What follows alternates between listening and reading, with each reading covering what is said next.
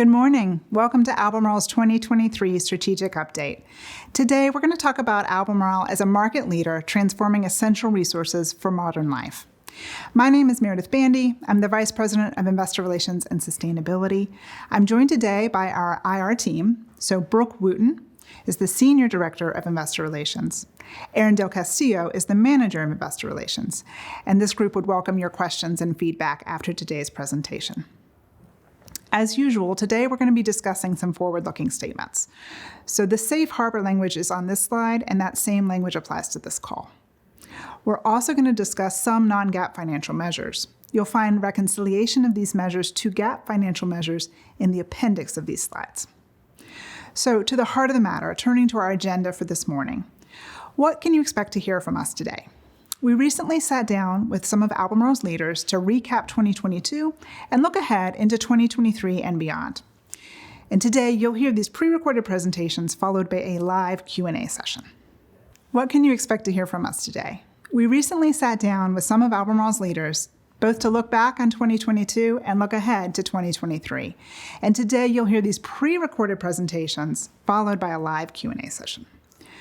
So first, Kent Masters, our CEO, will discuss how Albemarle is developing our competitive advantages and executing our strategy and our operating model to continue to accelerate growth and advance sustainability. This is an extraordinary moment in time for Albemarle. As a leading producer of critical elements for a modern world, we have a tremendous growth opportunity ahead of us. We understand this opportunity requires a leadership mindset and ever higher levels of operational excellence. We are evolving in important ways that transcend our products themselves. We are listening to our customers and our customers' customers to deliver our strategy. We are infusing new technology into everything from production processes to customer experience. And as we expand, we continue to prioritize safety and sustainability in extraction, processing, and delivery. We are also starting to think and talk differently about ourselves, and you will see and hear some of that today. Albemarle has a leading position in transforming essential resources like lithium and bromine into critical elements needed for modern ways of living. Of course, we don't do this alone. Today and tomorrow, we partner with our customers, communities, and industry players to pioneer new ways to move, power, connect, and protect. And we do all this within the context of a long-term commitment to building a more resilient world. Our team is focused on creating and delivering on that commitment. As you have heard, beginning January 1st, we reshaped our core lithium and bromine businesses to allow for a stronger focus and better execution on our multiple growth opportunities. Our two core businesses are now energy storage, led by Eric Norris, and specialties, led by Netha Johnson. This realignment allows Eric and his team to focus on the enormous growth opportunities around the transition to clean energy and clean transportation. It also builds on Netha's success in driving growth and customer experience for our specialties business. We expect greater focus to help maximize value creation in both core businesses. We have also rebranded our catalyst business as Ketjen. Raphael Crawford is leading the turnaround of this business. And we're in the process of structuring Ketjen as its own legal entity with its own board. And Netha Johnson will serve as chair of that board. Karen Narwald, who has been our long-serving Chief Administrative Officer and General Counsel, will retire from Albemarle in early April. To prepare for that departure and ensure a smooth transition, Kristen Coleman has already joined the company as General Counsel. Kristen's strong experience with public companies and corporate governance, strategic transactions, legal and regulatory risk will smooth that transition and drive long-term value for Albemarle. We are adding to the team with a focus on advancing our leadership with external stakeholders. Sean O'Halloran joined Albemarle as Chief External Affairs Officer in November. His extensive background in government and external relations will help us more deeply engage with governments, regulators, and communities. This team is focused on driving transformational advances that enable better mobility, energy, connectivity, and health, powered by our critical ingredients, lithium and bromine. A talented team is one critical element for growth. Another is durable competitive advantages. For Albemarle, these advantages include a diverse global portfolio of world-class assets and resources, industry-leading safety performance, deep process technology and product applications knowledge, and a strong balance sheet with a track record of financial performance. We continue to build on these strengths and develop additional areas of competitive advantage, including expertise in capital projects, enhanced sustainability performance, and a comprehensive operating model to drive operational excellence. And to maximize value, we are increasing our focus on customer-centric collaboration and expertise in next-generation materials. In 2022, we delivered net sales of approximately $7.3 billion, more than double 2021 net sales, and adjusted EBITDA of approximately $3.5 billion, nearly 4 times that of 2021. And we expect to continue to grow in 2023 and beyond. For 2027, we project net sales of $18 to $19 billion and EBITDA doubling to more than $7 billion. Scott will go into these results and forecasts in more detail. We are well ahead of plan on the 5-year targets we shared with you at our 2021 Investor Day. We are updating our long-term outlook to reflect additional investments and accelerated growth. What has contributed to this strong performance and improved outlook? First, our recent capital investments are paying off with increasing capacity and higher production. Second, we have implemented index reference variable price contracts for our energy storage, allowing us to realize higher lithium pricing. And finally, we are implementing our operating model to reduce cost and improve productivity. These elements add up to making Albemarle free cash flow positive 2 years ahead of expectations.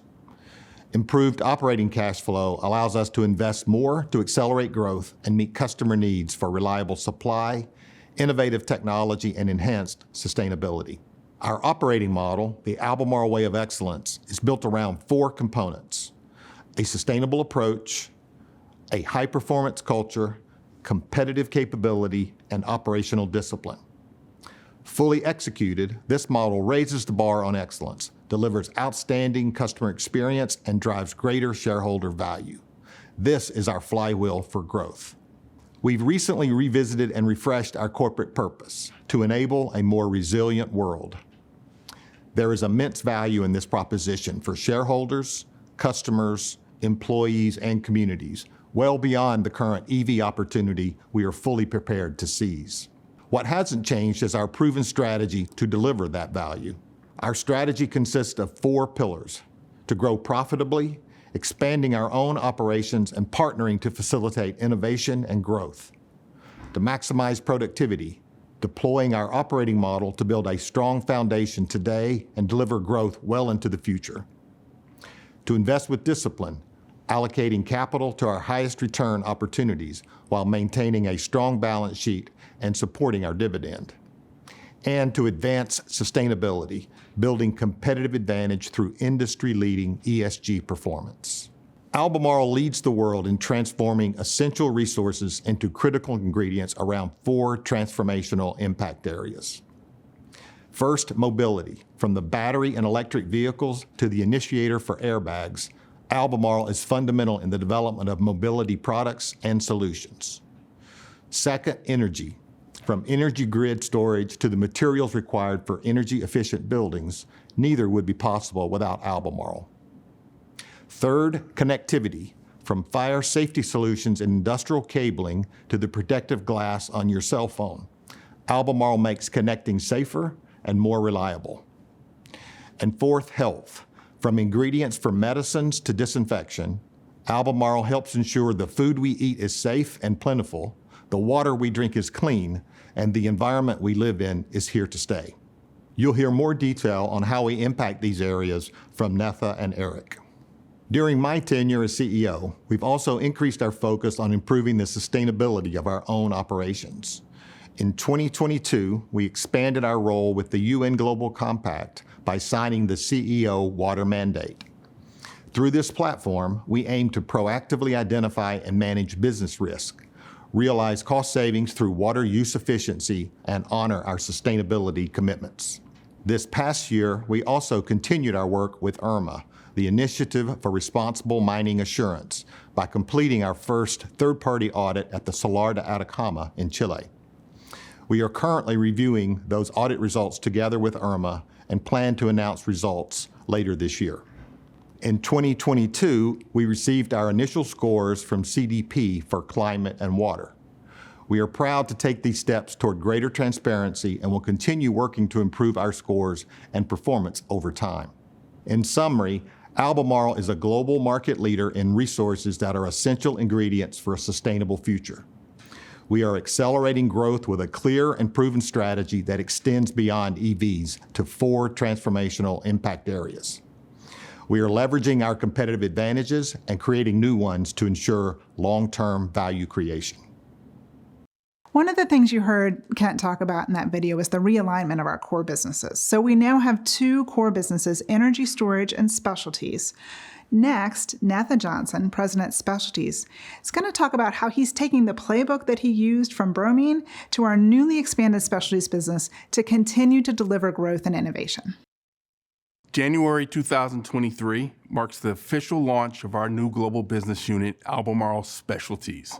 This newly formed GBU will optimize our portfolio of bromine and highly specialized lithium solutions and afford us even greater opportunities to capitalize on our organic chemistry expertise, our application knowledge, and our process technology innovations to drive growth. This positioning also promises to enhance the customer experience beyond where it is today, to scale our business relative to demand, and to ensure that we continue to attract and retain the best global workforce. No question, our 2022 numbers were incredibly strong. We delivered preliminary results of $1.8 billion of net sales, up more than 20% from 2021, and more than $500 million of adjusted EBITDA, which is up 13% from the prior year. We credit our 2022 performance to our deep understanding of our markets, to our strong relationships with our customers, and understanding their growing needs, and to unparalleled operational excellence. I cannot say enough about how we operate. It's a key differentiator in our ability to flex with global markets, to grow where opportunities present themselves, and to pivot when market trends require us to do so. So looking ahead, we can confidently expect our net sales to grow approximately 5% CAGR over the next 5 years, with margins in the mid-30% range by 2027. Today, we have multiple new products in our development pipeline, which I will get into in just a moment. We expect 10% of our revenue to be generated by these new bromine-related products by 2027. And as we begin to develop the lithium specialties pipeline, we expect the combined potential revenues from both business lines will be much higher than that over time. This map represents Albemarle Specialties' global footprint. Our business model is straightforward and complementary to the energy storage business. As most of you know, we process raw materials, whether that's bromine or lithium, into value-added derivatives and then market those products globally on a value and use basis. Albemarle's world-class resource base for both bromine and lithium remains core to our low-cost position. The specialties business includes facilities in Langelsheim, Germany, New Johnsonville, Tennessee, and Taichung, Taiwan. And of course, we continue to operate our vertically integrated bromine plants with access to two of the world's best bromine resources in Magnolia, Arkansas, and Safi, Jordan. As Kent mentioned, Albemarle continues to build on its durable competitive advantages to deliver our strategies. For specialties, this means we'll continue to grow profitably, leveraging our low-cost position and global portfolio to grow with our more than 400 long-standing customers. We know how critically important it is to remain the tried and true trusted partner, and we never take that for granted. We listen to the voice of our customer to continuously drive greater levels of service and subsequently share of wallet. Maximize productivity, applying our operating model to improve efficiency and increase productivity and reduce cost. We'll talk more about that in a moment. Invest with discipline. Our strong track record of capital project execution, focused primarily on brownfield expansions with low capital intensity, strong returns, and quick payback periods, remains key to the GBU's future growth, as does the value we place on relationships. Advanced sustainability. The specialties business has some of the deepest bench strength and process technology expertise today, including a substantial team of professionals focused on improving efficiency and sustainability. The specialties business sells products into diverse end-market applications across all four of Albemarle's transformational impact areas. First, in mobilities, specialty products are essential in both internal combustion and electric vehicles, from high-voltage cables and powertrains to airbags and tires. EVs have additional applications for our products, with 2 times more wiring than a traditional ICE, as well as flame retardants for battery casings. In energy, infrastructure for a renewable grid and electrified transport is enabled by our fire safety solutions. Our clear completion fluids make deep-sea oil fields possible. In connectivity, the transition to 5G is a huge opportunity for our fire safety solutions business. More towers, more wires, more connection points are all more opportunities to expand our business. Finally, in health, our lithium specialties products are precursors for many pharmaceuticals, while bromine specialties are used to ensure safer food and water supplies.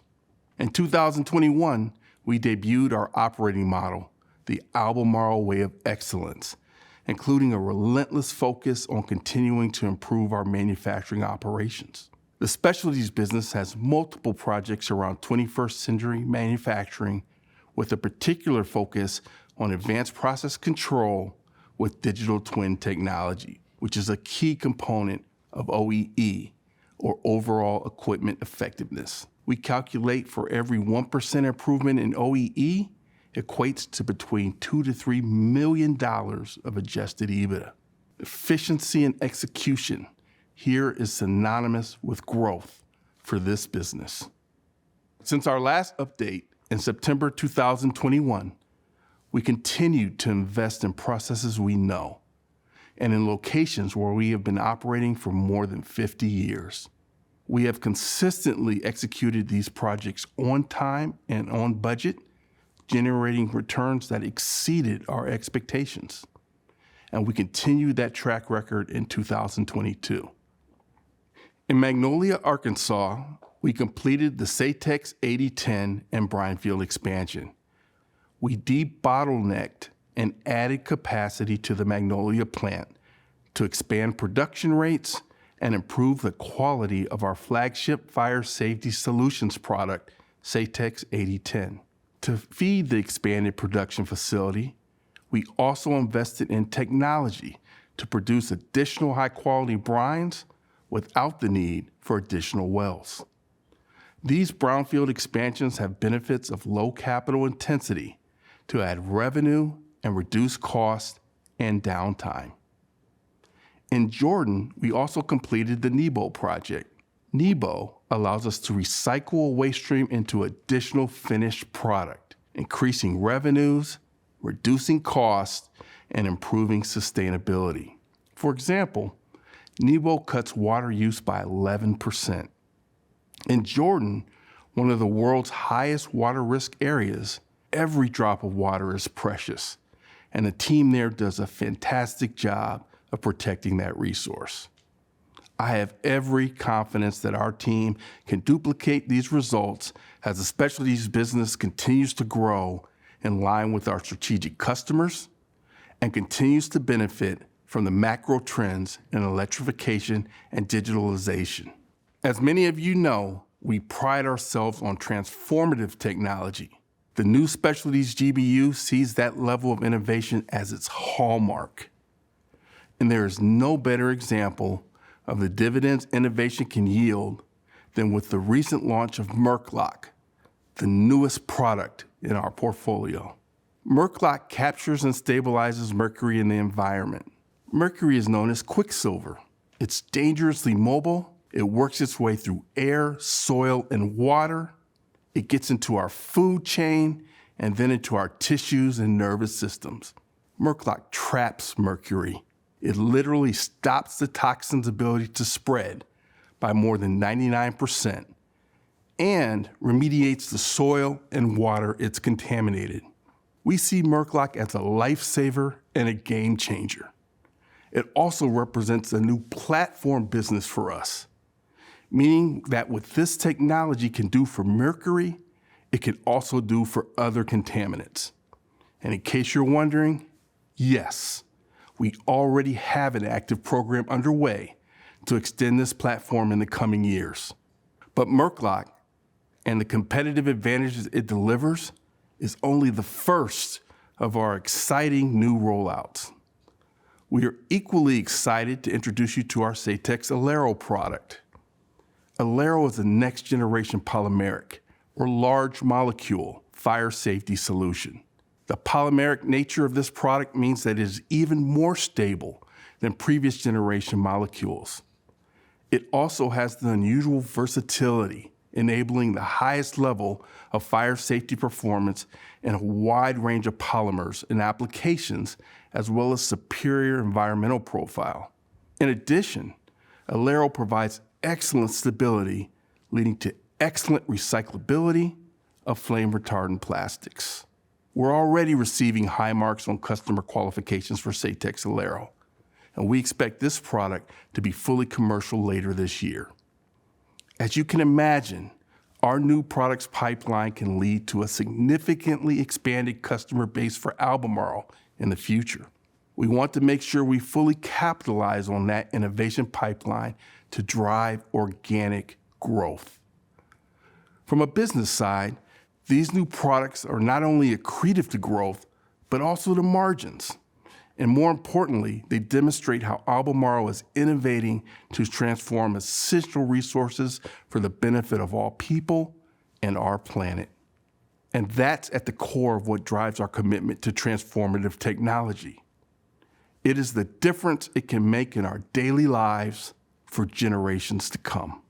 In summary, Albemarle Specialties is excited to provide the critical ingredients for growth. We are confident in our standing as a leader because of our low-cost position, our diversified product portfolio, our transformative technology, and our global reach. We demonstrate growth, and we expect that growth to continue at 2 times GDP with solid margins in the mid-30% range. The success of our specialties business is thanks in large measure to strong underlying macro trends in energy, mobility, connectivity, and health. That said, we are nothing without our people.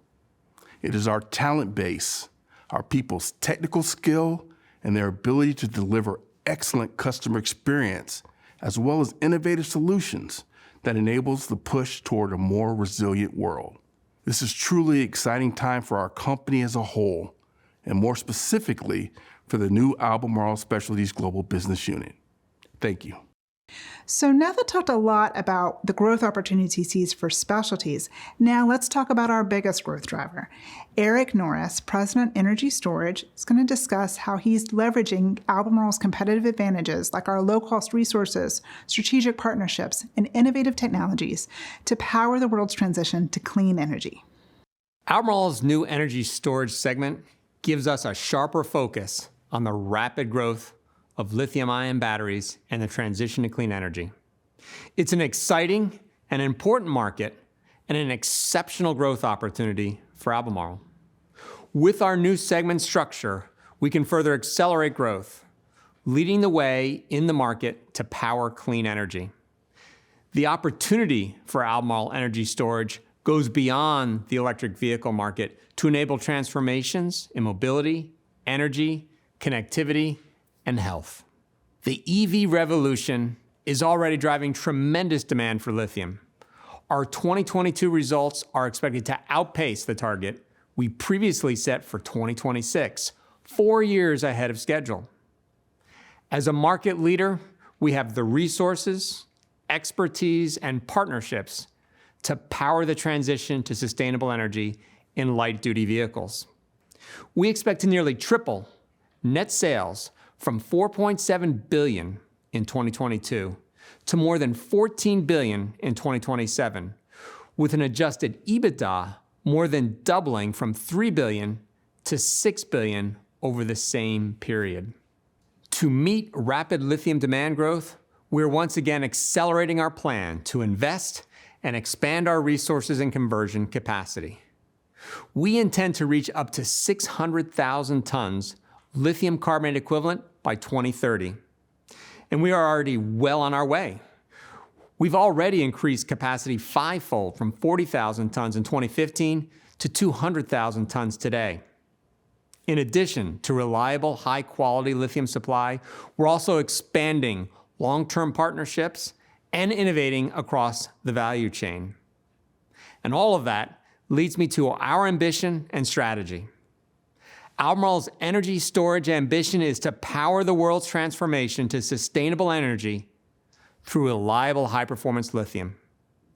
To achieve this ambition, first and foremost, we intend to lead the energy storage revolution not only by expanding our world-class resources and conversion capacity, but by operating with the highest standards in responsibility and sustainability and practicing a world-class capital execution capability. Second, we enable our customer success as a partner of choice by creating deep and strategic relationships with like-minded leaders in the energy storage revolution. Third, to reach the scale our customers need, we continue to grow an inclusive team of diverse, empowered employees and incorporating our values-based culture and attracting the best and brightest within our industry. Fourth, we will broaden and deepen our reputation of being a safe and reliable supplier of a broad range of lithium derivatives, with a best-in-class supply chain positioned to meet the needs of our customers no matter where they are in the world with high-quality products. As we expand our network, we remain focused on refining our capital management. We've established a track record of successful capital projects and have built repeatability of capital design and execution. And finally, we will deepen our innovation from mine all the way to market, strengthening our leadership in sustainable extraction and conversion while building know-how in lithium recycling and developing differentiated new lithium products for higher performing, safer batteries. Albemarle is differentiated by our global access to multiple low-cost, high-grade resources. These include hard rock and brine resources on 3 continents. We also have a global network of lithium conversion sites with an unmatched track record in capital project execution and operation. And these sites are well positioned to benefit from moves towards localizations, with customers and governments looking for secure supplies to reduce economic and geopolitical risks. As I mentioned up front, our resegmented energy storage business serves multiple markets. In mobility, we are enabling the electric vehicle revolution. This extends from light-duty vehicles to electric bikes, trucks, and buses. In the energy market, we are enabling development of stationary storage to create grid flexibility and energy shifting, and to integrate renewables like wind and solar to the grid, as well as residential storage that makes power more resilient and cost-effective. In terms of connectivity, lithium is increasingly used to power not just smartphones, but all sorts of consumer electronics that simplify our day-to-day living. Technical grades of lithium are used to strengthen glass and a host of consumer applications, including your smartphone screen. And in health, lithium goes into anodes that power life-saving medical devices such as glucose monitoring systems and portable automated external defibrillators. All of these end markets are driving growth, with EVs continuing to be, by far, the largest opportunity. We've increased our demand forecast once again, primarily due to higher expected EV production, as well as stronger demand for other lithium-ion battery applications like grid and mobility. We now expect 2030 lithium demand at 3.7 million tons, up 15% from our prior forecast. Our updated demand outlook reflects the tremendous growth over the past year and accelerated future growth related to the U.S. Inflation Reduction Act, or IRA. While government support like the IRA certainly helps, the reality is that the EV revolution is here to stay. In some regions and markets, EVs have already reached the tipping point of cost parity. We expect to continue to see increased EV adoption with charging speed and range improvements, more access to charging infrastructure, and changing consumer preferences. In response, auto OEMs are setting ambitious electrification goals and making large investments in EV production. All of this leads to an estimated 50% EV penetration in light-duty vehicles by the end of the decade and 3.7 million metric tons of lithium on an LCE basis, a demand more than 10 times larger than when I started at Albemarle 5 years ago. EVs are essential on the transition to clean energy transportation and the fight against climate change. That's because an EV can have significantly lower carbon footprint than a combustion vehicle. Researchers at Argonne National Labs estimated emissions both for a gasoline car and an EV with a 300-mile electric range. In their estimates, while greenhouse gas emissions from manufacturing and end of life are higher for the EV, total emissions are about half those of the gasoline car. As a result, under our market demand projections, electrification of the vehicle fleet will avoid over 2 gigatons of carbon emissions per year by 2050. Bringing it closer to home, today, we project every 1 kilogram of greenhouse gas emitted by an Albemarle lithium production site enables the avoidance of more than 50 kilograms of greenhouse gas emissions per year over the life of an electric vehicle. Meeting expected lithium demand over the next decade requires significant investment in lithium supply, both resources and conversion. By 2030, we see potential for significant deficits. I say potential because, of course, one way or another, supply and demand will balance. Few resources the size of Wodgina or the Salar de Atacama remain untapped, and most announced projects are operations of smaller capacity. That requires a lot of companies to deliver, including Albemarle. Incentivizing the industry to fill this gap requires strong long-term pricing, especially because new supply is likely to come from higher-risk jurisdictions or unproven technologies. The cost curve has continued to move up over the past several years, with a huge variance in production costs from existing resources and new geographies or unconventional resources. Not only are many projects needed to come online, but projects are trending towards higher cost resources versus what's operating today. Long-term market prices upwards of $20 per kilogram LCE will be needed to incentivize projects to meet demand. Albemarle has access to some of the world's highest quality resources in the Salar de Atacama and Greenbushes.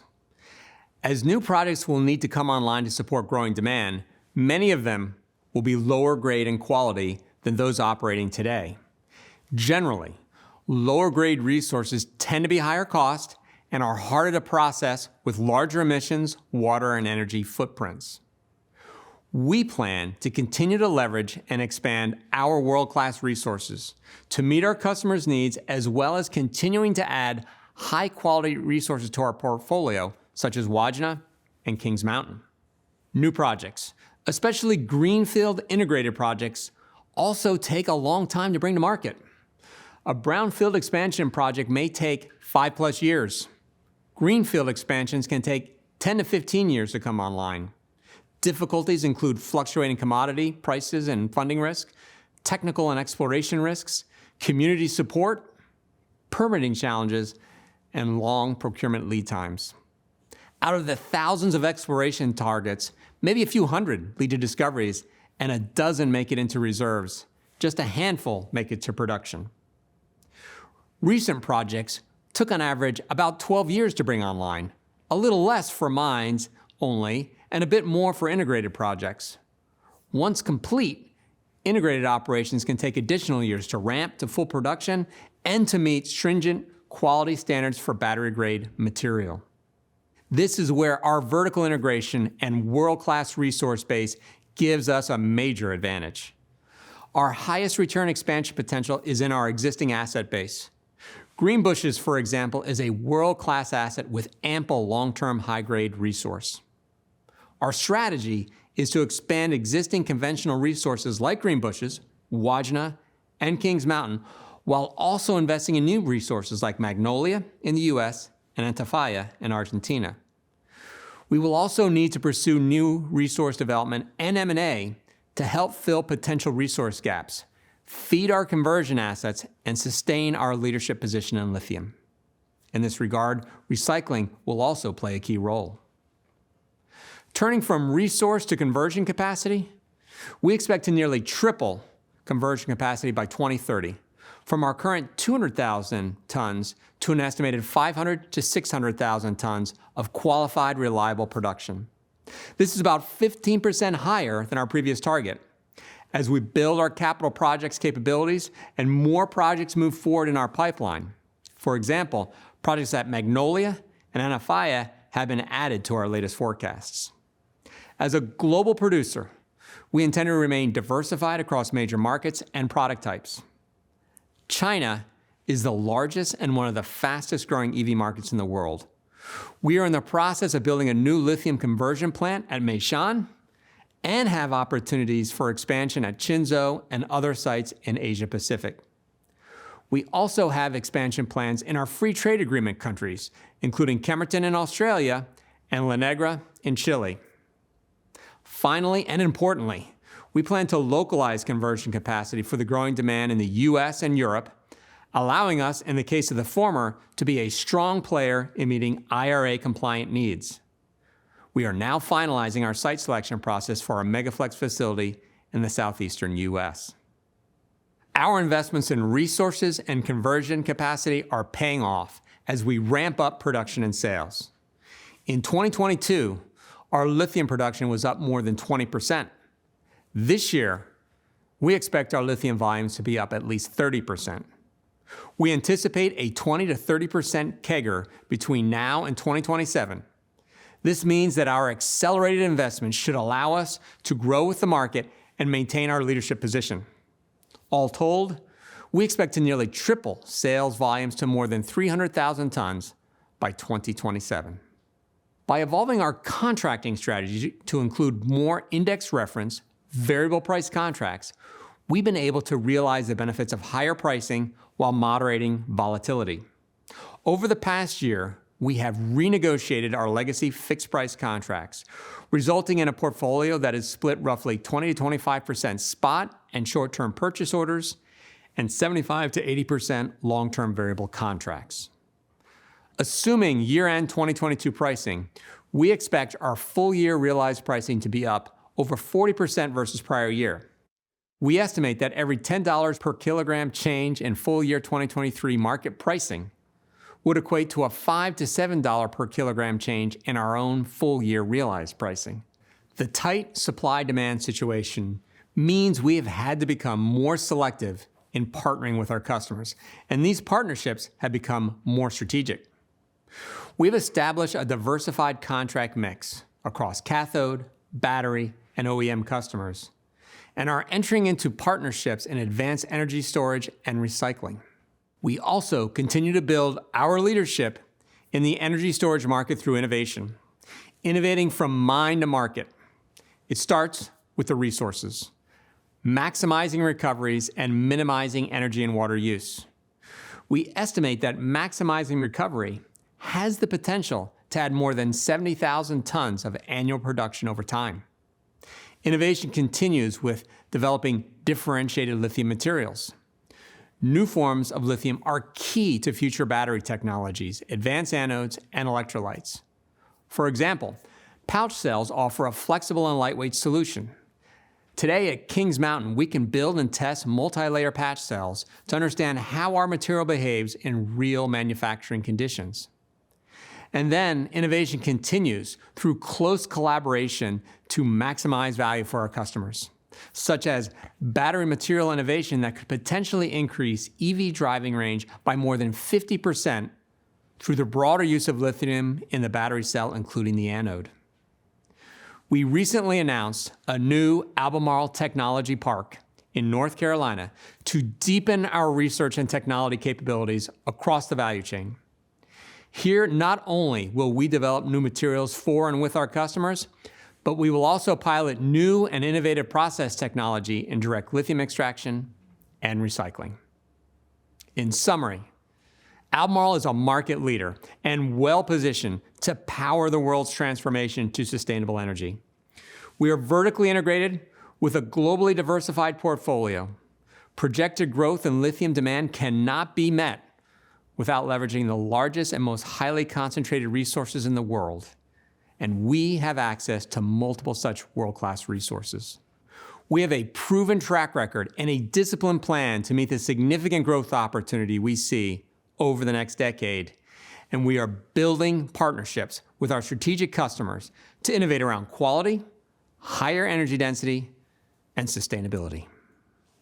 Finally, pulling it all together, our CFO, Scott Tozier, is going to go into all the detail that I know our investors and analysts are looking for in terms of our 2022 performance, our outlook for 2023 and beyond, and our capital allocation priorities to deliver growth, financial flexibility, and ultimately shareholder value. The extraordinary performance and outlook covered by Kent, Eric, and Netha is a result of our asset positioning, focus on operational discipline, and a balance sheet that gives us tremendous flexibility. We have been working on this since 2015, and as we enter 2023, we are realizing the benefits of the deliberate, transformational steps and investments we have taken to position Albemarle for substantial earnings growth through volume growth in new products and specialties, and volume growth in energy storage, and a very tight supply-demand market. We anticipate our 2027 sales to be in the range of $17.6 to $19.3 billion. That's a 20% CAGR from 2022 preliminary numbers and a 33% CAGR from 2021, when the latest price cycle started. Adjusted EBITDA is expected to grow to $7.2 to $8.4 billion, a 40% CAGR from 2021, and a margin in the low to mid-40s. We are seizing this growth opportunity from a very solid financial position. Our balance sheet reflects significant liquidity of approximately $3 billion. We expect our net debt to adjusted EBITDA as of the end of 2022 to be around 0.5 times, giving us substantial flexibility to act as new growth opportunities are identified. Our weighted average interest rate at year-end was 4%, and nearly 100% of our debt position is at a fixed rate, which safeguards us against the impacts of the rising interest rate environment. We will report our final 2022 results on February 15th, but let me give you a quick preview of what I expect you to see. Our estimate for full year 2022 diluted EPS is expected to be in the range of $22.50 to $23, compared to $1.06 in 2021. This estimate is an increase of over 20 times our last year results. Net sales of about $7.3 billion, up about 120% year over year. Adjusted EBITDA of about $3.4 billion, up about 300%. And I'm very happy to report we have returned to positive free cash flow, expecting about $700 million in 2022. This performance was driven by strong net sales and margin improvement for the total company due to the accelerating expansion of not just our energy storage business, but also specialties, as Netha discussed. Now let's talk about our outlook for 2023. We're expecting our total company net sales to be in the range of $11.3 to $12.9 billion, up about 55 to 75% versus last year.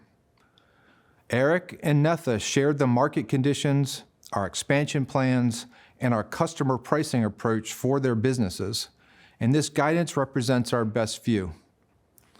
Adjusted EBITDA is expected to be between $4.2 and $5.1 billion, reflecting a year-over-year improvement of up to 45%. Our 2023 adjusted EPS is expected to be between $26 and $33, reflecting a year-over-year improvement of up to 50%. Our net cash from operations is expected to be in the range of $2.1 to $2.4 billion, and our capital expenditures are anticipated to be between $1.7 and $1.9 billion as we continue to accelerate our investments to meet our customers' demand. We are continuing to stay free cash flow positive even with our increased capital expenditures guidance. The following 3 slides show the financial information for the newly created segments, Energy Storage and Specialties, and for our renamed catalyst business, Ketjen. Additional historical financial information revised for these newly created segments will be available on a Form 8-K shortly after we file our 2022 10-K. The first segment that we look at is Energy Storage. This segment again has a focus on lithium sales directed specifically at the battery and electric vehicle markets and other emerging lithium-based energy storage opportunities in mobility, energy, connectivity, and health. We anticipate our full year 2022 net sales to be in the range of $4.7 billion and our adjusted EBITDA to be approximately $3 billion.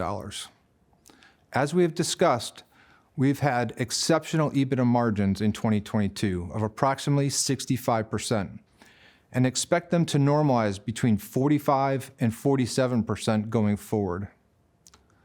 Looking forward to 2027, we expect a CAGR of 25 to 27% to result in net sales of $14.3 to $15.7 billion. It is important to note that this is a volume-based projection. Given the high volatility of lithium market prices, we have assumed our current realized prices stay flat through the next 5 years. The next segment we will look at is Specialties. This segment includes non-energy related lithium applications, such as pharmaceuticals, plus our full bromine business, serving diverse end markets. We expect our 2022 net sales to be in the range of $1.8 billion and our adjusted EBITDA to be approximately $0.5 billion. We anticipate our 2023 EBITDA margins to dip a bit due to the high cost of lithium chloride, which is a key raw material, but we expect to recover as we bring on new products and pass through these increased costs. Margins reach a range of 32 to 36% by the end of 2027. And as we move toward 2027, we expect a CAGR of approximately 5% to result in net sales of $2.2 to $2.3 billion. The last segment that we will look at is Ketjen. Ketjen's catalyst products primarily support refining and petrochemicals operations, and its results are closely tied to downstream fuel markets and plastics manufacturing. Net sales for 2022 are anticipated to be around $900 million and our adjusted EBITDA to be around $30 million. This business is clearly in a turnaround situation, and Raphael and his team are fully focused on the commercial, operational, and restructuring actions required. We're expecting to get back to pre-pandemic levels of EBITDA by 2027. Now let's turn back to the full organization and a look at cash flow. We are starting to see significant free cash flow growth that is projected through 2027. As our lithium conversion facilities come online, not only will this increase our revenue, but it also allows us to continue to accelerate our investment portfolio. As you can see, even with an estimated $4 billion of CapEx in 2027, we still expect to generate more than $2.5 billion in free cash flow in that year. We expect an operating cash flow CAGR of up to 30% as we move from 2022 to 2027 to produce net cash from operations of $6.6 to $7.1 billion.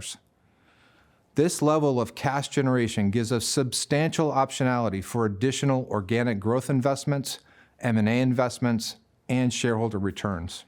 We remain steadfast in our capital allocation priorities. We continue to focus on using our capital and free cash flow to support our highest growth and highest return opportunities.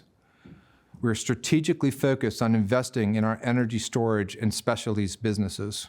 I want to reiterate the importance of financial flexibility in our strategy and the competitive advantage that gives us. Our balance sheet flexibility allows us the opportunity to grow both organically and through acquisition, as well as support our dividend. Maintaining an investment-grade credit rating is a key priority for us as it also provides us additional financial flexibility. And I will note that while we have the authorization to do share repurchases, our main focus is organic and inorganic growth opportunities. Share repurchases may be something we consider further down the road as we assess our growth in M&A landscape and future cash flow, but you should not expect us to use that authorization in the near term. Our growth strategy goes beyond our capital project portfolio. It also includes a robust acquisition target portfolio. This is focused on, first, building and maintaining our world-class resource base. Second, funding the development of specialized next-generation technology and materials, for example, process technology or recycling capability. Third, investing in customer partnerships to accelerate growth. Fourth, improving sustainability. And finally, acquiring bolt-on assets where appropriate, such as what we've done with our Chinese conversion assets. We are committed to maintaining this financial strength through disciplined investment that enables us to accelerate high-return growth with a target of more than 2 times our weighted average cost of capital at mid-cycle pricing and a minimum of more than 1 times WACC at trough pricing. This discipline means that if we do pursue an M&A opportunity, it will be with the aim to fulfill at least one of the top objectives shown here and tick most, if not all, of the bottom boxes. With this disciplined approach, we are best equipped to support value for our shareholders over the long term. Let me sum up with the 5 key points that I think are most significant in our financial picture. First, we've been working hard to keep investors informed as our numbers have evolved, and we hope you appreciate that transparency. The preliminary 2022 results we have been discussing today are in line with the most recent full-year outlook, and they significantly exceed our previous 5-year targets. We expect that strong growth to continue into 2023, with revenue up more than 50% over 2022 and adjusted EBITDA growing 20 to 45%. The growth trajectory over the next 5 years is transformational, increasing our revenue to potentially 2.5 times our 2022 numbers. Free cash flow may increase to 4 times our 2022 numbers, supporting accelerated investments to drive growth in our priority markets. We remain disciplined in our capital allocation and maintaining the financial flexibility to seize this opportunity for growth. Thank you. Great. So that concludes our prepared remarks. And I know we already have a lot of questions on the chat and on the phone lines. But before we dive into that, Kent, I wondered if I could ask you, what are just the 2 or 3 things that you really want investors to come away with today? Okay, thanks, Meredith. Takeaways. So Albemarle is a global leader with durable competitive advantages, like our world-class resources, our deep technical and process knowledge, and our safety and sustainability performance. We're executing our operating model in order to scale, to take advantage of transformational growth. And I reference our 2027 revenue target of more than $17 billion. So we have a tremendous growth opportunity in electric vehicles, but it's more than just EVs.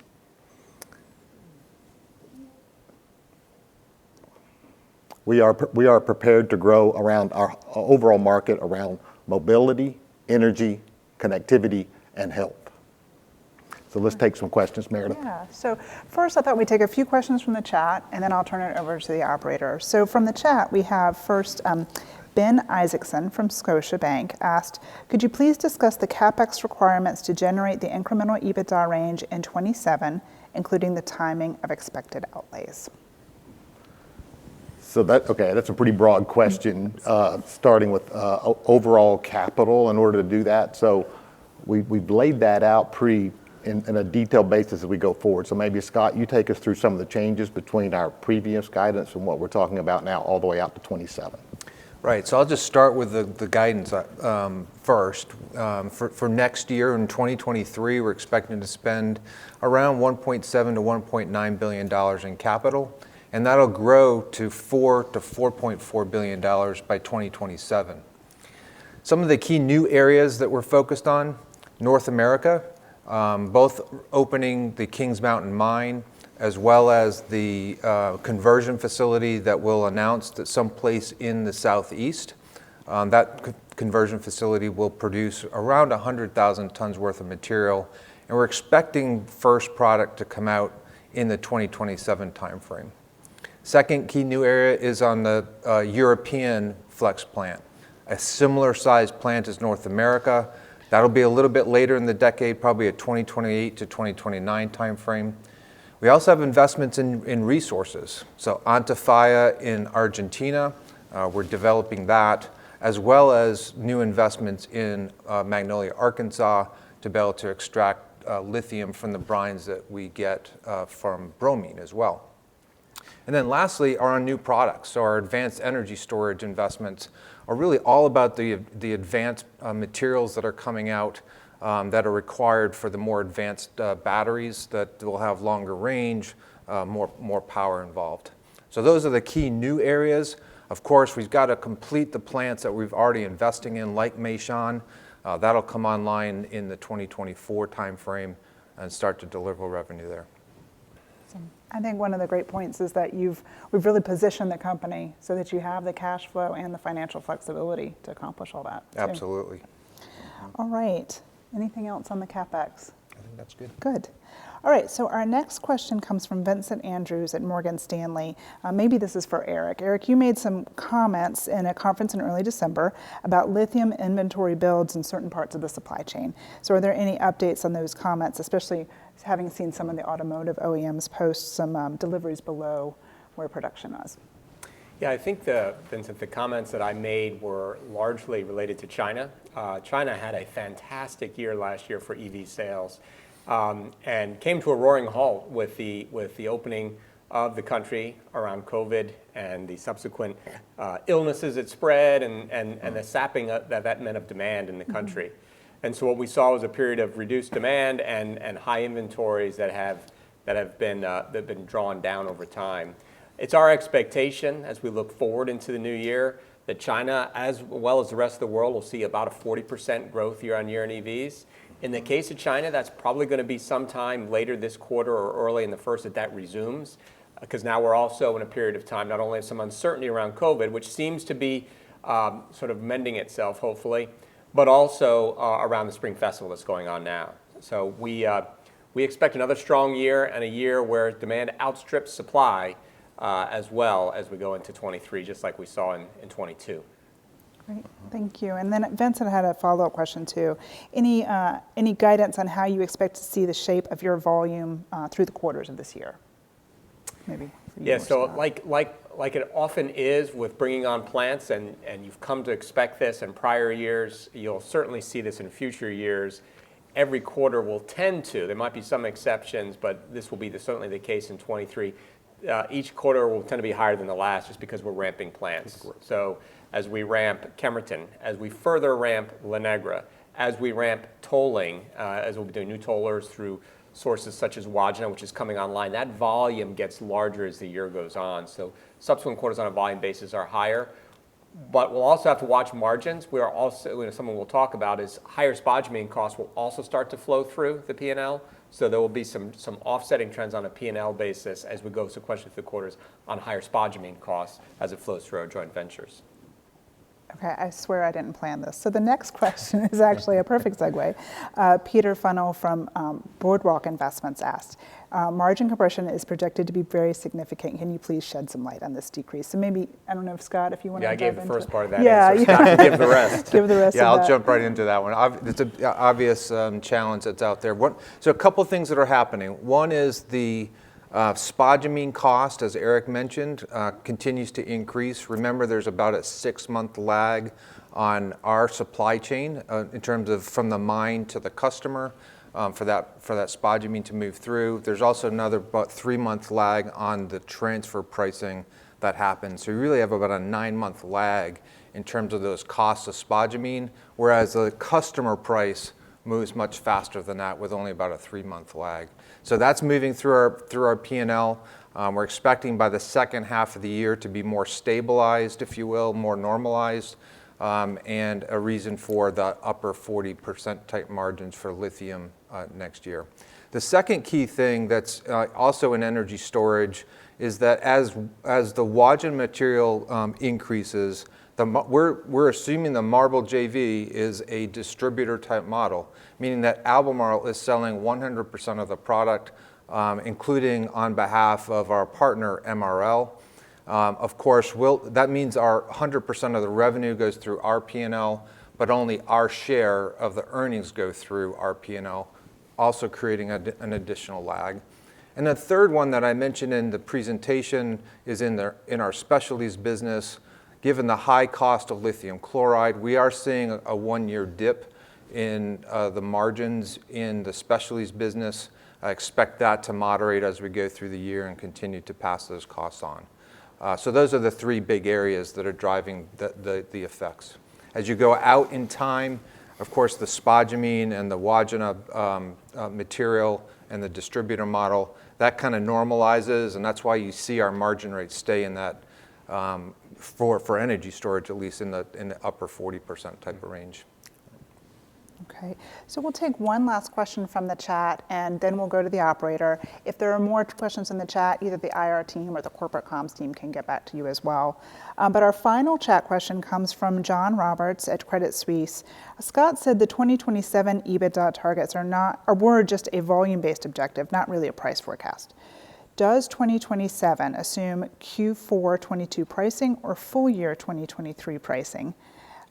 Or is your 2023 target also just volume-based, so it doesn't matter? Well, it's volume-based, and we're assuming fourth quarter pricing or end of the year pricing, actually, end of the year, not fourth quarter. So we're just holding that steady. We established that precedent all last year as we were doing guidance. So fourth quarter pricing is what we're using in our guidance not fourth quarter. End of year. End of the year pricing is what we're using in our guidance for 23 as well as our 27 forecast. So now I think we'll go to the operator. If we can go to the phones for the questions. Yes, thank you. If you would like to ask a question over the phone, press star then the number 1 on your telephone keypad. If your question has already been asked, you may also remove yourself by pressing star 1 once again. If you are also watching via the webcast, please mute your computer before asking your question so we do not get feedback into the call. And we will pause for just a moment to compile the Q&A roster.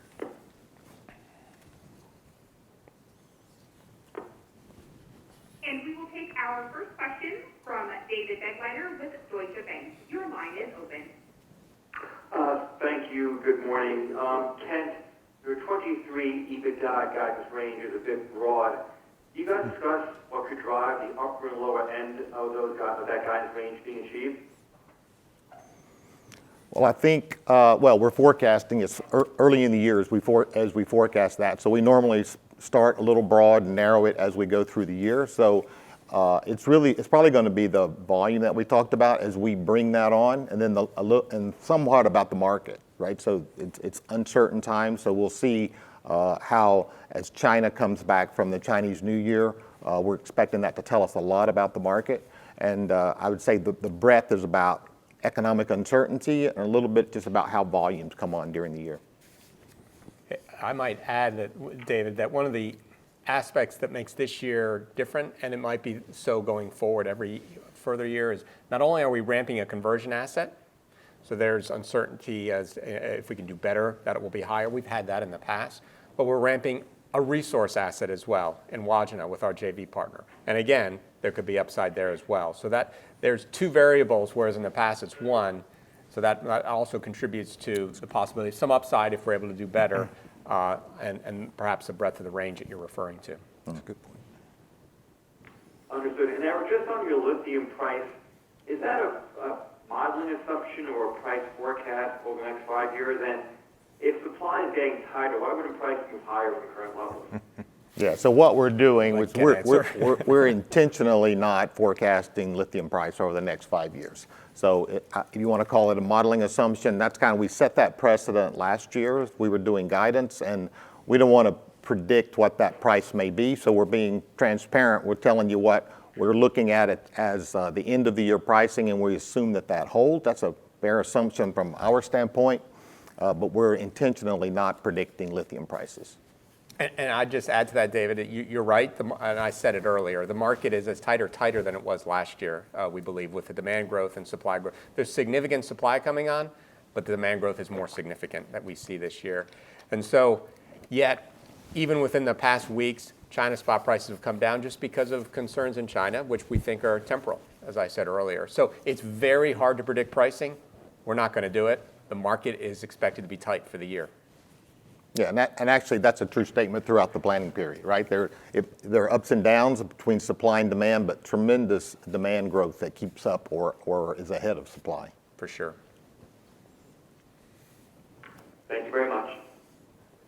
And we will take our next question from Jeff Zekauskas with J.P. Morgan. Your line is open. Thanks very much. Can you talk about how your cost per ton of lithium will change over the next 5 years in your production? Interesting. Oh, Jeff? Yeah, so there are a couple of factors in that. There's a lot of moving factors in that, Jeff. So, I mean, as you know, we occupy for the resources that we're running today and expect to run in this plan, we occupy the left-hand side of the cost curve. So first quartile sort of costs from a resource standpoint, and that dictates really relative on a competitive basis our costs versus the rest of the industry.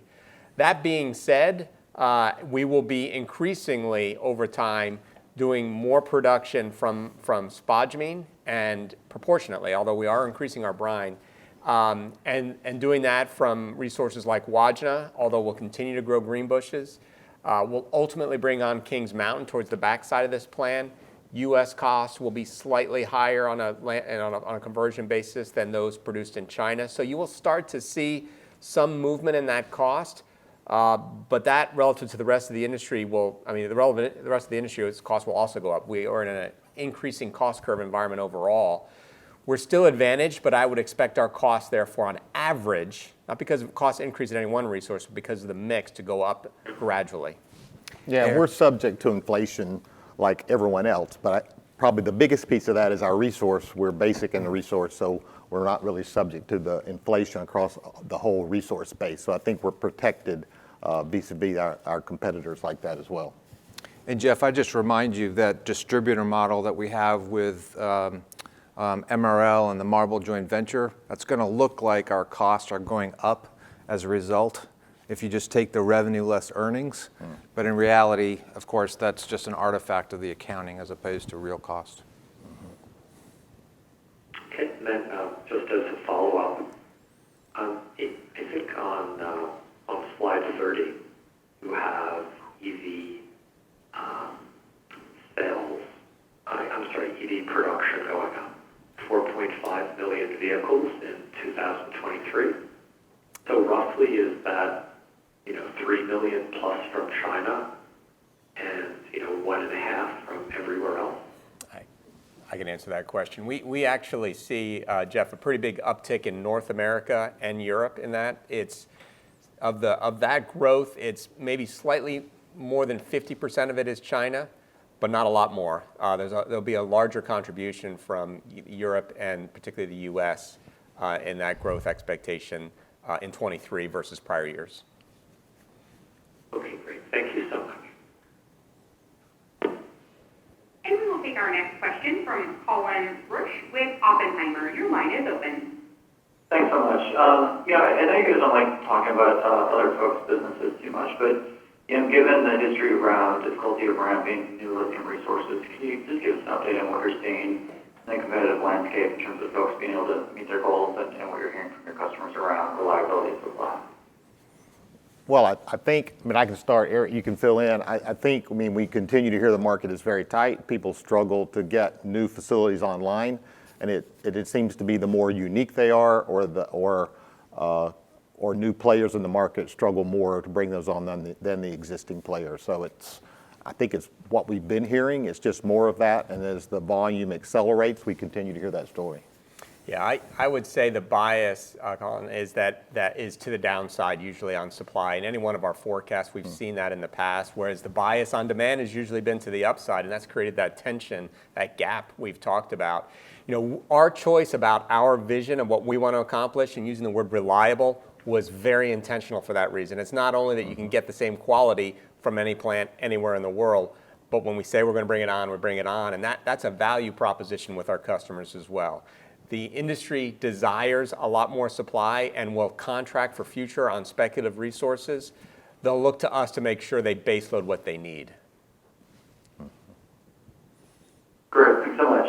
And then on the recycling side with lithium, obviously you guys have a fair amount of experience in a variety of materials, but can you talk a little bit about the learning cycles that you guys are going through with the Innovation Center as well as in the Specialties business in terms of, looking at the de-risking of certain approaches and how you see that market evolving from a technology perspective? Yeah, so Eric, you want to touch base on lithium and then Netha on Specialties? Sure. So the great thing about the resegmentation of the company, and Netha will talk about Specialties in a minute, is that with the acceleration of our plans, we can be laser focused on, I think, at least in energy storage, the growth opportunities you're referring to, which are really for lithium use in more areas of the battery cell, because it is the active ingredient, so to speak, that gives that energy density, that increased range. And that means having it not only in the cathode, but ultimately in the anode as well, whether that's a solid state or some form of a lithium metal anode.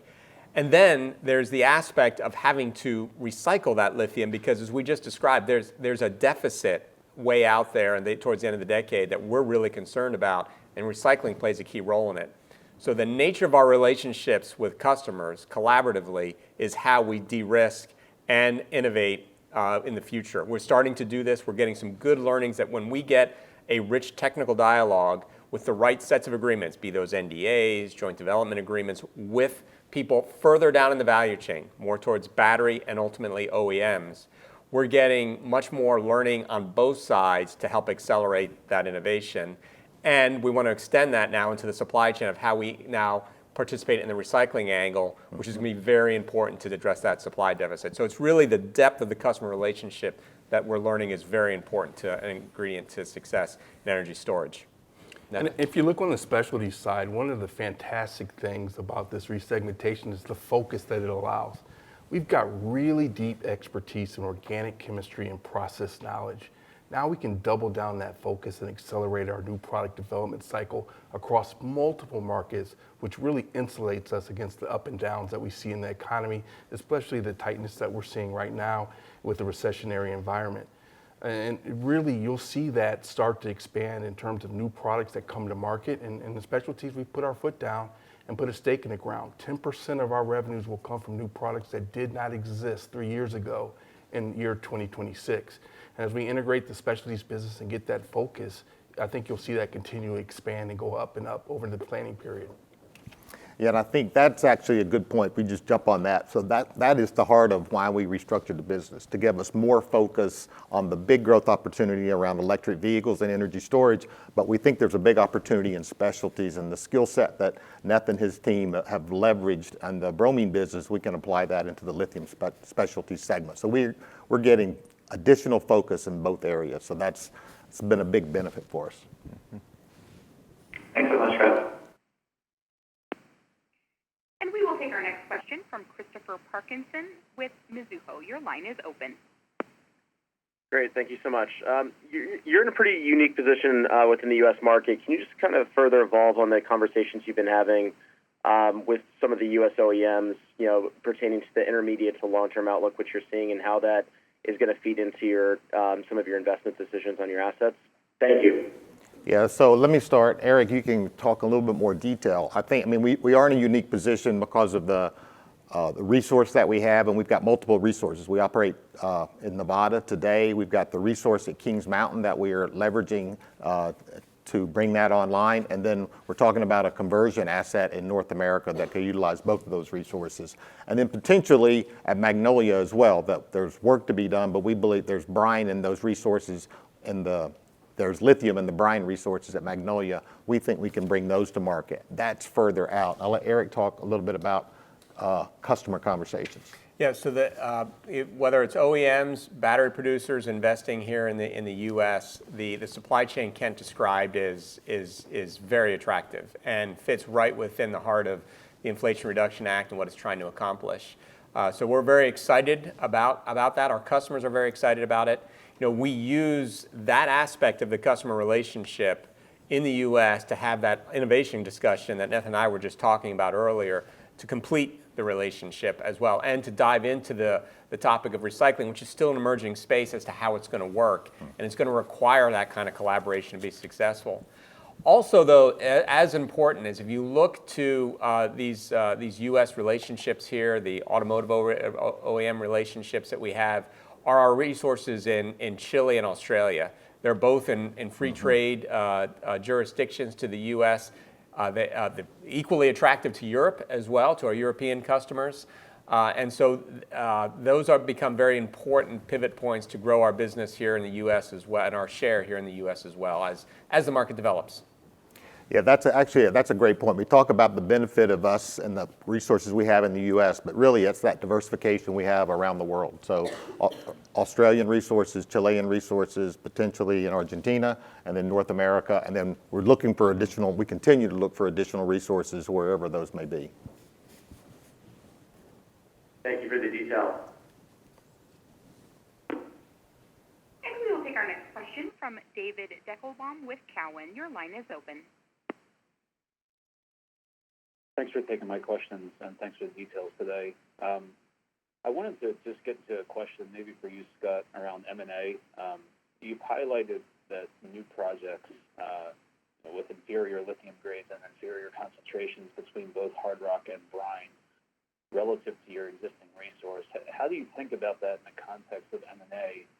And does that mean that we should expect Albemarle to be looking at more undeveloped opportunities or near-term production opportunities?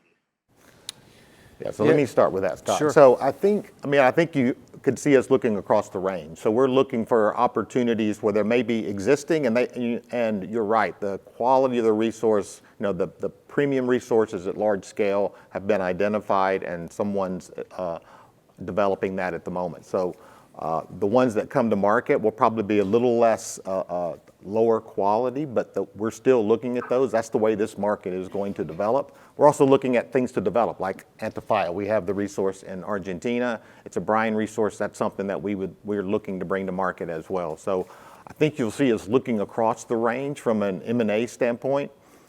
Historically, we've looked mostly at conversion assets. We've looked primarily at conversion assets, probably less focus on that because there's just less available today, and more about the resource that we see, because that's the gap. Our execution capability around conversion is getting better and better. We feel comfortable building that out ourselves, but the resource is as we get out past 2030 is where we really need to focus on developing it ourselves, expanding the resources we have, because we continue to believe that our existing resources and assets that we will be able to develop them further and get more resource from those. Good, I don't have anything to add. Very good. Thank you. And I wanted to follow up, just, it sounded like on pricing that in your guidance, you're just implying that your current realizations are more or less held static until 2027. I just wanted to dig into one of the points that you made earlier around this concept of developing differentiated lithium with 2 to 3 times higher contribution margins. Is that a reference to more higher-end applications, or is that more a specific reference to producing a battery-grade material? And I guess is if it's the former, do you see meaningful growth in that segment within this 5-year outlook? Yeah, so I would say when we talk about the value we're creating from differentiated materials with higher contribution margins, there we're talking about material that will be more than likely, it will be value-based in terms of how we approach it. Value-added, very much how the specialties business operates, because what we're going to be doing is developing proprietary materials collaboratively with customers that enable a step change in energy storage performance through lithium material science. And there's advantage we'll create in that. So we'll approach that from a very specialized point of view. When you think about the core business of supplying that's core today, the carbonate and hydroxide business into the cathode area, there a lot of the pricing is around a minimum threshold around quality. It can be around regions we expect as well in the future. We expect potential for indices in certain regions to develop because of the preference either from a sustainability or a geopolitical point of view, and then quality. So I think there'll be classes of products you start to see more often in the lithium salt side by region, whereas, again, just to repeat, on the advanced energy material, it'll be more value and use. And Eric, I think it's fair to say that the advanced materials really don't start to show up into the P&L until late in the 2027, more so even late in the decade. Yes, and we have an internal 10-year plan, and we start to see that revenue in that period of time. But in order to get there, we need to start making those investments now. Exactly. And develop those relationships collaboratively with customers now. Got it. So that becomes much more of an interesting item longer term in the view. I appreciate the color there. We will take our next question from P.J. Juvekar with Citi. Your line is open. Yes, hi, good morning. As you mentioned that your 2023 prices are going to be much higher than 2022 prices.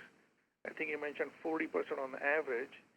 Then why are your EBITDA margins lower in 2023 with so much pricing leverage? I was wondering if you can shed some light on that. Yeah, I'll just come back to the points around, there's really 3 areas, right? One is the cost of spodumene is catching up with our cost, with the pricing in the marketplace. That's one. Second is as the Marble JV continues to grow, that's a distributor model. So we end up seeing 100% of the revenue, but only our share of the EBITDA flowing through our P&L. So that's going to be a drag. And then the third area in specialties is the high cost of lithium chloride does create a bit of a drag in 2023 that will catch up later in the periods. That's enough to offset the pricing benefit. Okay, thank you. And then, how much contribution will you see from your U.S. Megaflex site by 2027? And if you bring the carbonate material, let's say from Chile into U.S. and process it at that Megaflex facility, how much IRA benefit do you stand to get from that? Thank you. You want to do the timing on the Kings Mountain? Yeah, so Kings Mountain the expectation is that we'll start to deliver product in the late 2026, 2027 timeframe. So it'll be in that ramp phase. So there's the meaningful amount of 2 trains, but it's, call it 20,000 tons maybe at that point in time. It'll continue to grow as you go into 2028 and then 2029. Right.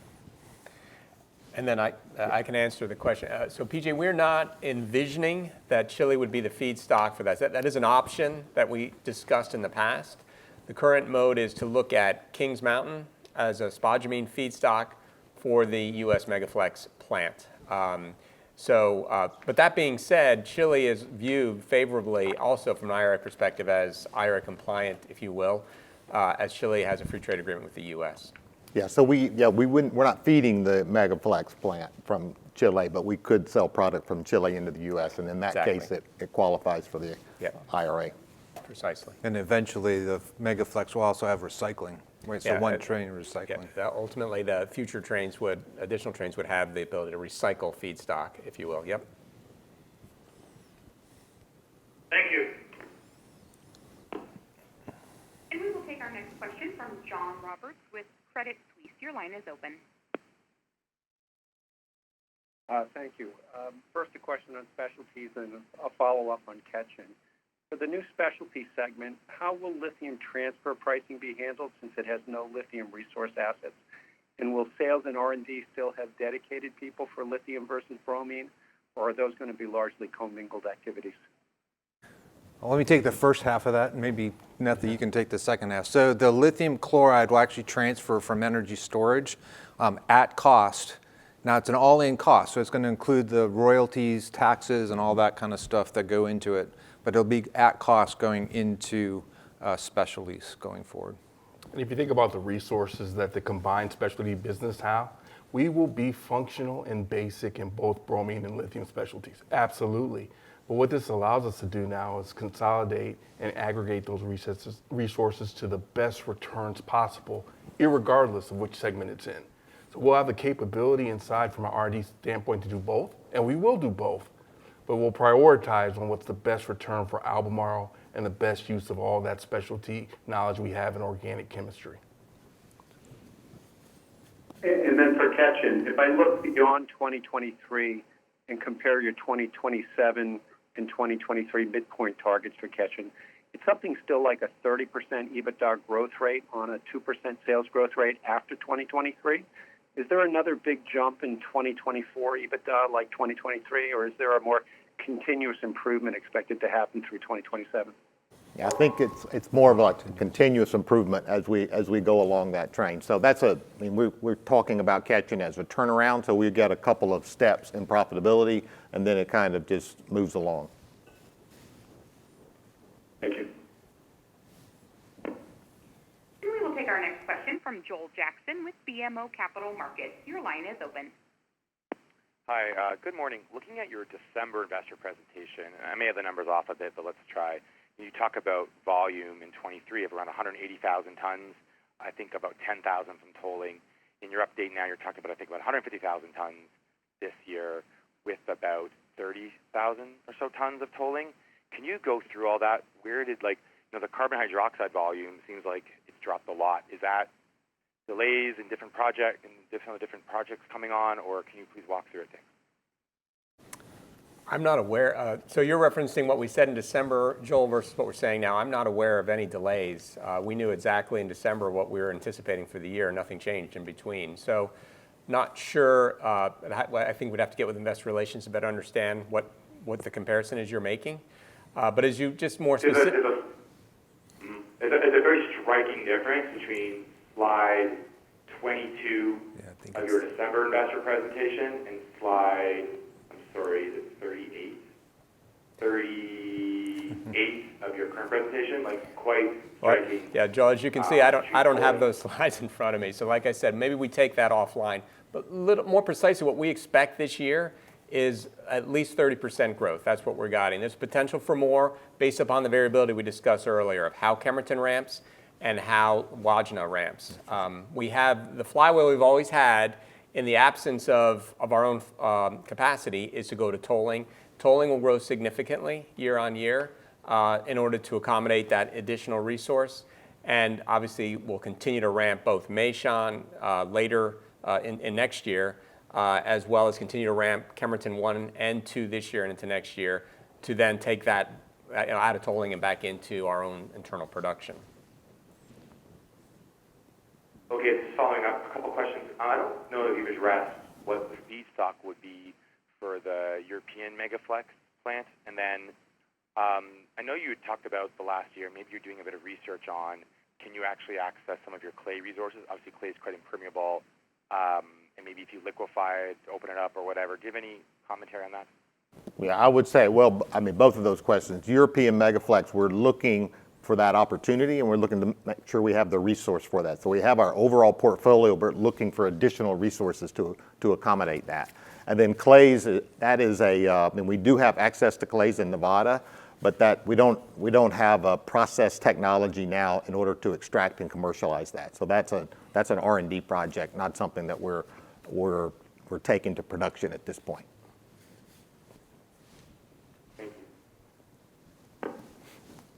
And we will take our next question from Chris Kapsich, with Loop Capital Markets. Your line is open. Yeah, good morning. So sort of a bigger picture question, and then one follow-up that's Albemarle specific, likely for Eric. If going back to the September 2021 investor event, Eric, you kind of spoke, I believe, about a relatively flat industry cost curve, and today, and I'm pointing to slide 32, there's a steepening of the cost curve if you look out to 2030, trying to address that demand of 3.7 million tons of LCE. So I'm just wondering if there's anything specific about your analysis that has contributed to a view that, you know, these projects that we need to feed that demand growth are just simply inferior resources.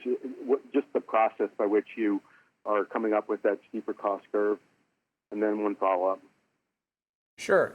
So I'll actually go back to our 2019 Investor Day. We've always expected, if this market broke out and had the growth that we are now seeing, an upward sloping cost curve. We talked about that in 2019.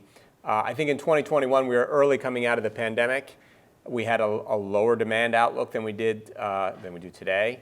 And what's certainly changed from then till now is a significant growth in demand, necessitating any and every resource available to try to come to market to fill this deficit, which we still see by the time you get to the end of the decade. And when you do that, you are now going into unconventional or unproven resources or smaller resources that are going to carry higher costs. So that's what's driving up the cost profile. You also just have if you will, more experience that suggests even some of the projects we may have been optimistic about coming to market have taken longer and are coming at a higher cost. Those that I refer to are competitive projects that we've seen out there. So I think those are some of the factors. Just the step change in growth has really changed the view of how quickly costs need to come up to support the gap in supply. Yeah, we've seen that. I mean, in our own experience, they take a little longer to bring to market, and it's not as fast as not as fast, and the costs are higher. And we're seeing that across the industry on regular resources, traditional resources, as well as kind of the newer, lower quality resources. So it's the demand, as Eric said, but it's our experience, our own experience, and what we see in the market that it's just more expensive and taking longer to bring these on. Got it. Makes sense, and I concur. The follow-up is on that same slide, and I realize the depiction is just sort of directionally, but it shows Albemarle positioning on the cost curve in 2030. And I'm just curious, it sounds like that would include Kings Mountain, because you mentioned that's the potential feed for the Megaflex in the southeastern U.S. Curious if you also include in that a DLE-based Magnolia project and the Argentine research you're developing, and does that position also include maximum royalties under the current Chilean royalty structure? Thank you. Yeah, it includes, just to answer your last question first, it assumes certainly that the maximum royalties, where above $10, every 40 cents of every dollar is paid out as a royalty. So it does assume that, which elevates the Chilean cost, almost like a variable cost, if you will, based on selling price.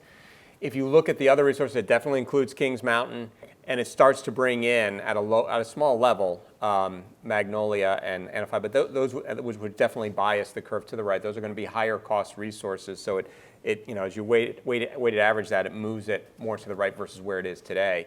That's going to be the case for anybody coming into or growing their resource base in new resources, which is going to be required to fulfill the gap, which then goes back to the punchline that says pricing needs to be elevated or needs to remain elevated in order to support the incentives required to take on those investment risks. Yeah, great. Thank you very much. That was my punchline as well. Thanks. And we will take our next question from Arun Viswanathan from RBC Capital Markets. Your line is open. Great, thanks for taking my question.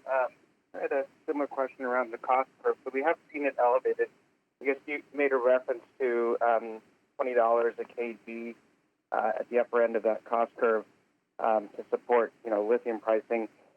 What kind of level of spodumene do you see longer term? I know prices have kind of risen up to like a $6,000 per ton level, but is that sustainable?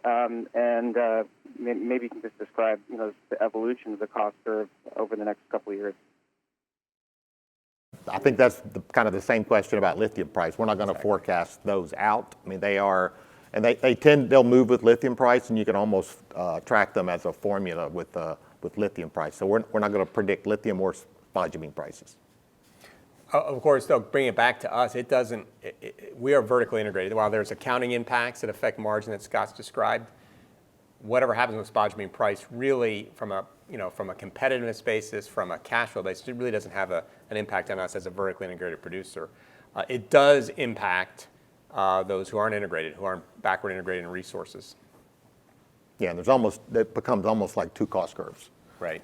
In reality, we've never shown it that way, but they're actually two cost curves for integrated or people that are buying spodumene.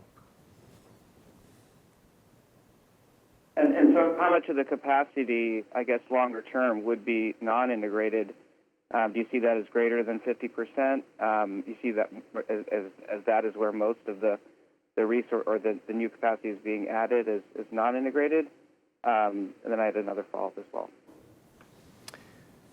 That's a tougher question because we spend more time modeling what the cost would be from the resource through whatever conversion capacity that is on a cash basis, irrespective of who owns the assets.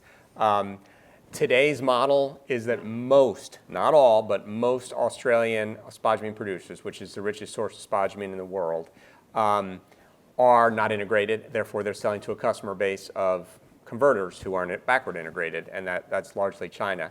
I expect that to become a smaller and smaller proportion of the market. It's a pretty large proportion of the market today, just by virtue of the fact that integrated production tends to be more of the investments you see or more of the trend of late, but remains to be seen exactly how that plays out. Yeah, it'll be an interesting trend to watch. As that plays out, that'll be interesting to see. Absolutely. And then when you think about your own conversion capacity, I know you're investing heavily in North America.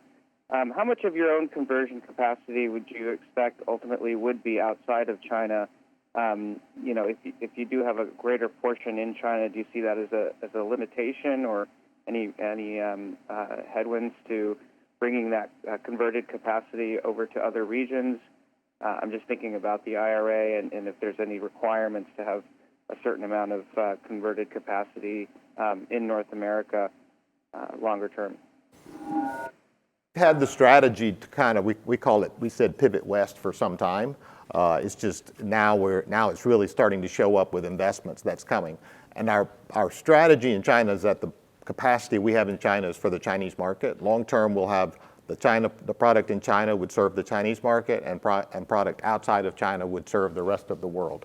And a lot of the demand will be in North America and Europe. And we want to be as close to those markets as possible, but we have to operate with where we have resource and where resource is available.